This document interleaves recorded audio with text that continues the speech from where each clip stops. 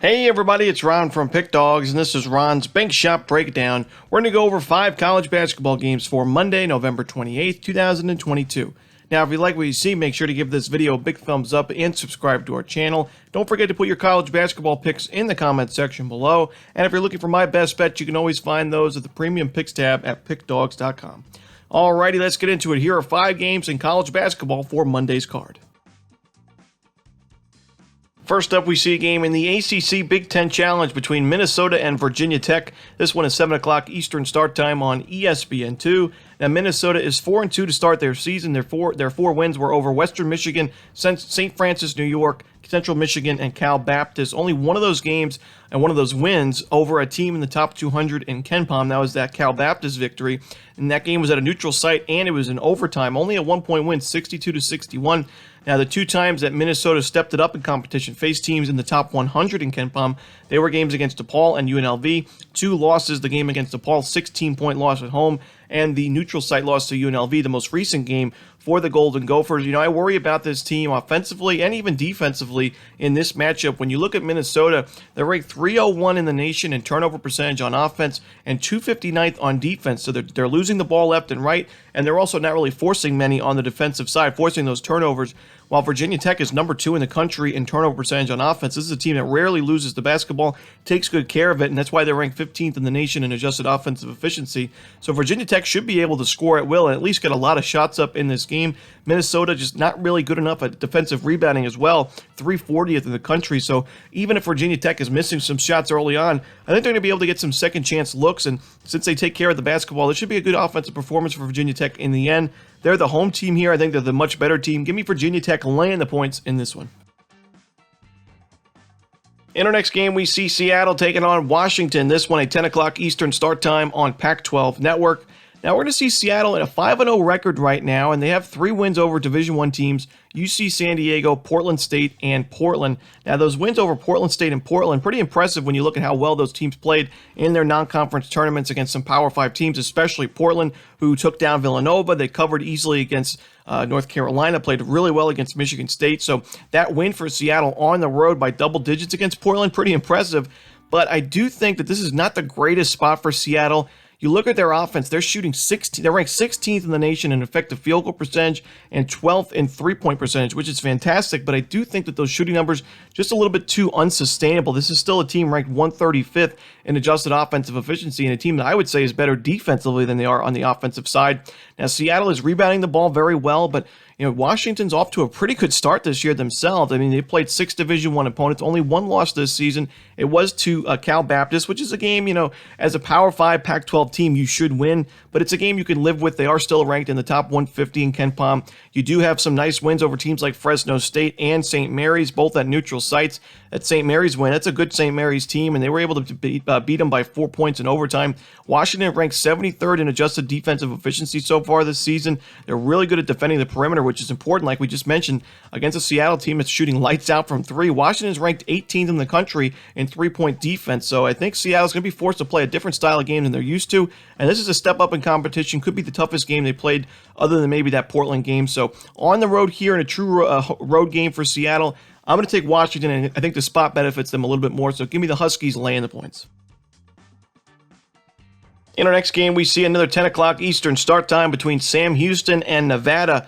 Now, Sam Houston 6-0 to start the year. They played a pretty tough schedule. They have 2 big-time upset wins. Their first was on the first night of the season. It was against Oklahoma, 52-51. I think they were getting 17.5 points in that game. Won it outright. Then they took down Utah not too long ago, back on November 17th. Another road victory by 10 points in that one, 65-55. This is a Sam Houston team that plays in the WAC, but is ranked 29th in the country in adjusted defensive efficiency. They're 7th in turnover percentage on defense, a great defensive rebounding team.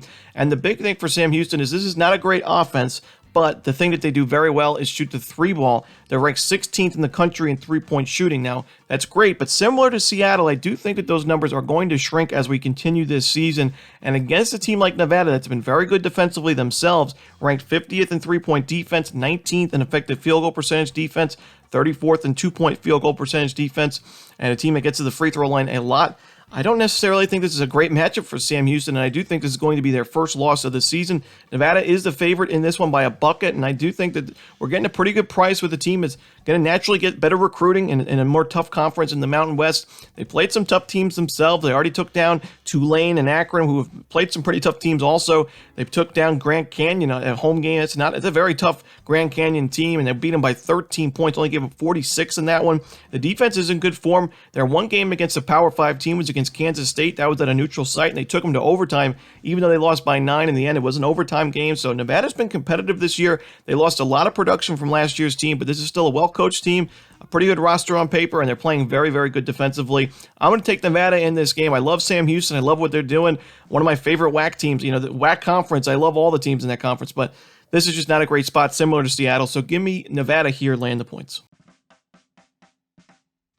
Next up, we see Troy taking on Arkansas. This one, an 8 o'clock start time on SEC Network.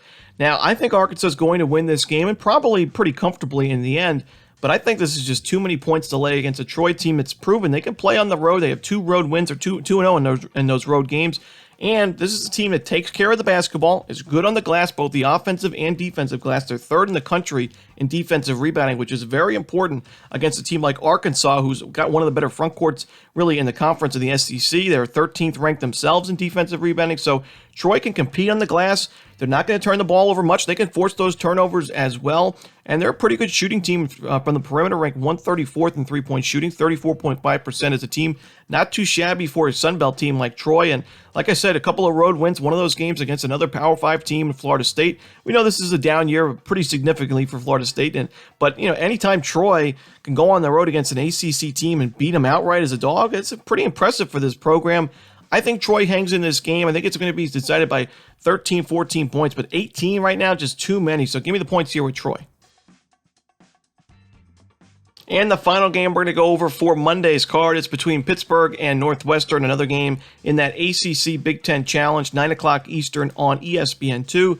Now, Northwestern is pretty sizable favorites in this game, but I understand it. And, you look at Pittsburgh, they're 4-3 to start the season. Their 4 wins over Division I opponents in Tennessee Martin, Alabama State, Fairleigh Dickinson, and William and Mary. But all 4 of those teams are right around or outside the top 300 in KenPom. Their 3 games against teams that are pretty competitive, teams like West Virginia, Michigan, VCU, all losses. And those games against West Virginia and Michigan, blowout losses.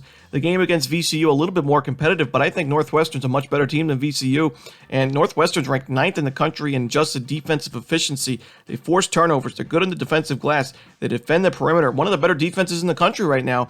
And yes, the offense isn't great, and they're not really shooting the ball very well. They're ranked 306 in effective field goal percentage for Northwestern, but they're winning games. Their only loss this season, a 1-point neutral site loss to Auburn. You'll take that all day long. You have the win over Liberty. You have the win over Georgetown. IPFW is a very, very experienced and pretty talented team. I think they would give Pittsburgh some trouble. You took down them by 8 points in that one. So Northwestern's a very good team this season. They've improved quite a bit from where we've seen them in recent years. Pittsburgh, I do think that they've made improvements. It's the last couple of years have been rough for this program, but I don't think they're quite there yet. And I know this is a true road game here for Pittsburgh. I don't think this is a good spot. I'm going to take Northwestern. I think they win this game by double digits. And that's it. Those are the games we're going to talk about for Monday's card in college basketball. Hope you enjoyed this video. If you did, don't forget to hit that like button and subscribe to our channel. Don't forget to put your college basketball picks in the comments section below. And if you're looking for my best bets, again, you can always find those at Pick Dawgz Premium. As always, this is Ron Romanelli. Good luck.